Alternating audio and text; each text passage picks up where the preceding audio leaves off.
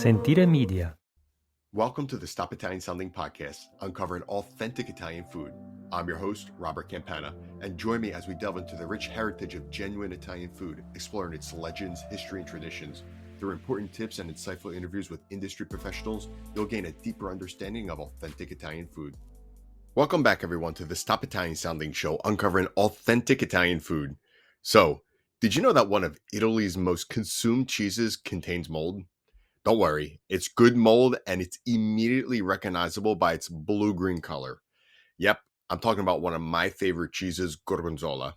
So, it's a cheese that has a history that dates back a long time. In fact, some claim that it was first made in the town of Gorgonzola in the outskirts of Milan in northern Italy in the year of around 879. And according to others, the birthplace took place in Pasturo in Valsassina, a dairy center for centuries, especially thanks to the natural caves whose average temperature is constant between about 6 to 12 degrees Celsius or 43 to 54 degrees Fahrenheit, which allows for Gorgonzola to age as well as other various cheeses. And in this context, there's no doubt that its production was carried out with the milk from the herds returning from the mountain pastures in the autumn. In fact, Gorgonzola was originally referred to as Stracchino di Gorgonzola or Stracchino Verde, meaning Stracchino from Gorgonzola or green Stracchino. The cheese was made during the fall when herds returned from the mountain pastures and the cows were stracco or tired in local dialect.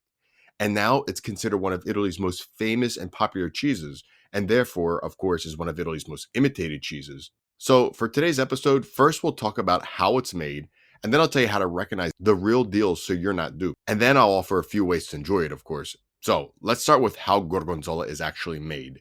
Well, of course, first of all, I'm talking about Gorgonzola PDO, and I'll explain what PDO means a little later. But anyway, Gorgonzola, of course, is considered a blue cheese because of the distinctive blue-green veins that run through it. So when I say quote-unquote blue cheese, that's the category in which there are many other cheeses. And these are cheeses that are characterized by the presence of blue-green veins or spots created by the introduction of mold spores. And these cheeses are known for their bold and tangy flavor profiles, which are often described as sharp, pungent, and slightly salty. So anyway, let's talk about how Gorgonzola is actually made. So it's made through a process that requires careful attention to detail, as you would understand, like many cheeses. Just like any other cheese, the milk is collected, and Gorgonzola PDO cheese begins with the collection of fresh cow's milk. And the milk comes from cows grazing on specific pastures in Lombardy and Piemonte regions of northern Italy. And once the milk arrives, the next step is heating and curdling. So the collected milk is heated to a specific temperature with a mixture of starter, Penicillium roqueforti, selected yeast, and calf rennet. And that's it. These are all the ingredients that we need to make Gorgonzola. So anyway, as it heats up, this process helps to separate the milk into curds and whey.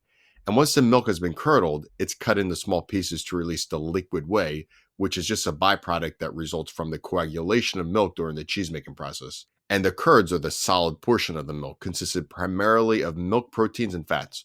So anyway, after this process, the curds, so the solid parts, are then drained of the excess liquid whey. Now, the drained curds are transferred into molds where they're pressed to form the characteristic shape of Gorgonzola cheese. And after molding, which is about 24 hours, the Gorgonzola is dry salted for the first time with Italian sea salt, and then it's placed in a warm room. And 24 hours later, Gorgonzola undergoes a second phase of salting. And depending on which variety of Gorgonzola we're dealing with, so dolce, meaning sweet, or picante, meaning spicy, which I'll talk about a little later, the storage time in the warm room could vary from 2 to 7 days. And at this point, we're ready for aging. So the cheese is then left to mature in a temperature and humidity controlled environment for several weeks to several months, of course, according to which variation of Gorgonzola we're dealing with. And during this time, the cheese is punctured. So this is a very important step. The cheese is actually punctured with steel needles, creating little holes. And these holes in the cheese promote the development of a blue-green veining, also known as marbling, due to the natural growth of molds, favored, of course, by oxygen entering the holes. The wheel is then salted again on the rind. So anyway, how is this mold even safe to eat?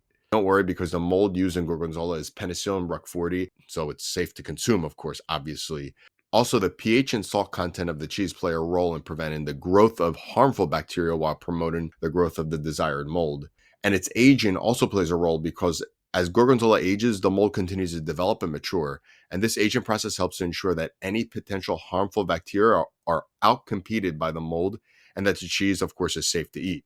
So throughout the entire production process, strict quality control measures are followed to ensure that the cheese meets the standards set forth by the PDO, PDO meaning Protected Designation of Origin.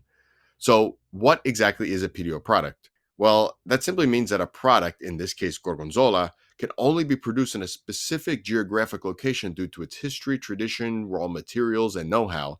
And in the case of Gorgonzola, it could only be produced in most of the region of Lombardia and some of the region of Piemonte in northern Italy. And it's recognizable by the red and yellow PDO seal, or DOP as it's known in the Italian acronym. And this seal, of course, was created to protect local products with a strict connection to its territory, especially to protect against imitations. And in the case of Gorgonzola, there are two types that are produced, dolce and picante. Dolce literally means sweet and refers to more of a creamier Gorgonzola that's aged for a minimum of 50 days, while picante literally means spicy and it refers to a more mature Gorgonzola, which is aged a minimum of 80 days. And only after it passes all of the strict quality inspections will it earn the red and yellow PDO seal. And one thing that many people don't know is that Gorgonzola PDO is actually considered to be lactose free. Or maybe I should say that it's a cheese that has such a small amount of lactose that most people who are lactose intolerant aren't affected. In fact, Gorgonzola PDO is recognized as lactose-free by the Italian Ministry of Health because it has below the 0.1 grams of lactose per 100 grams of product. So anyway, as we wrap up today's episode, Gorgonzola could be used in many ways, such as simply enjoying it on its own, with a glass of wine, or incorporating it into dishes like pasta sauces as it makes it creamier. And it also adds a very nice, let's just say, a certain richness to the dish. And it's also quite enjoyable on top of pizza. I've had it many times on pizza. It's delicious. And it's especially good in risotto, as Gorgonzola adds, again, the creaminess and a tangy kick to the risotto. And lastly, Gorgonzola pairs nicely, believe it or not, with fresh fruits like figs, pears, even apples, kiwis, and strawberries. But anyway, whatever way you prefer to enjoy Gorgonzola, you could be assured that it will definitely add a nice burst of flavor to your dish. Thank you for joining me on this journey through the stories of authentic Italian cuisine.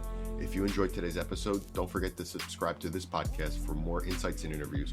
Also, feel free to reach out with your thoughts or questions on our social media channels at Stop Italian Sounding or on our website, stopitasounding.com. Grazie a tutti e alla prossima. Sentire Media. Hey, podcast producers and show hosts. Do you want to join a podcast network that celebrates all things Italian?